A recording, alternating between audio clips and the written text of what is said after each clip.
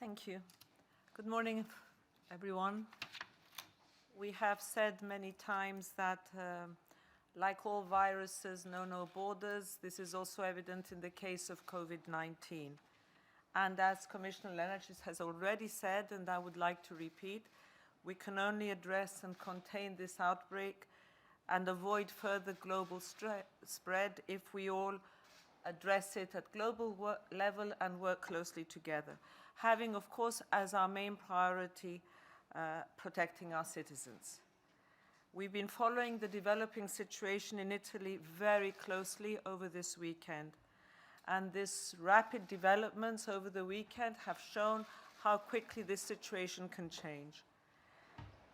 The situation in Italy, of course, causes concern and show how important it is that member states are prepared and stand ready in case they are also faced with a similar situation.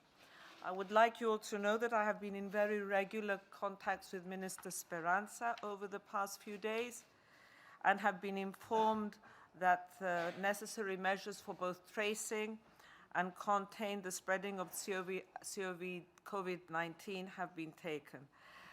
Here I want to repeat what Commissioner Lenarčič has also said and commend the Italian authorities for taking such swift and efficient action, and also with great transparency, which I believe is very important.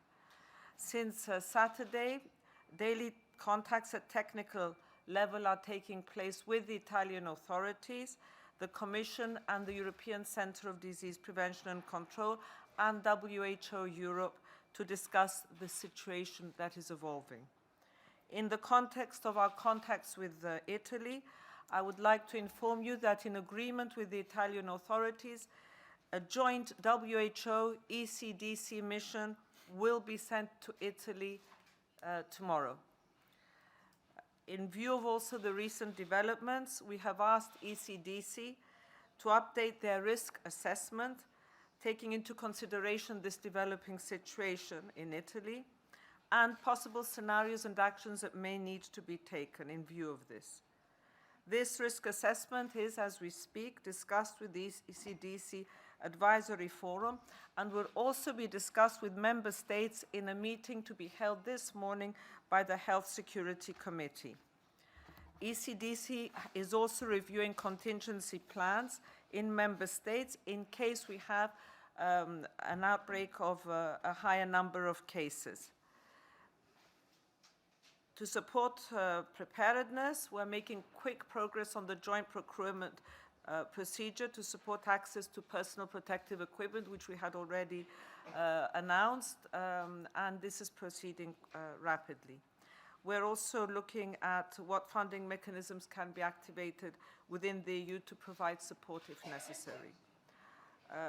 From the side of the Commission, and I will be ending with this, we've been working with member states on contingency planning from day one to look at the preparedness at different levels and to ensure that we have not only the necessary information on how to deal with cases, but that there are other procedures for contact tracing and sufficient laboratory capabilities.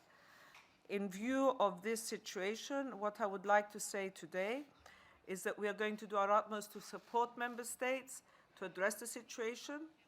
We need to take this situation, of course, very seriously, but we must not give in to panic and, even more importantly, to disinformation. We need to be very united in our response, coherent and coordinated.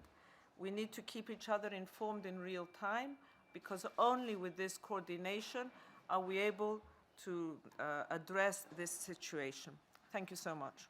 Thank you, Commissioners. Now we'll take a round of 3 questions. As a procedural matter, please wait for me to acknowledge you, introduce yourself, and tell us which media you're working for. The lady in the back.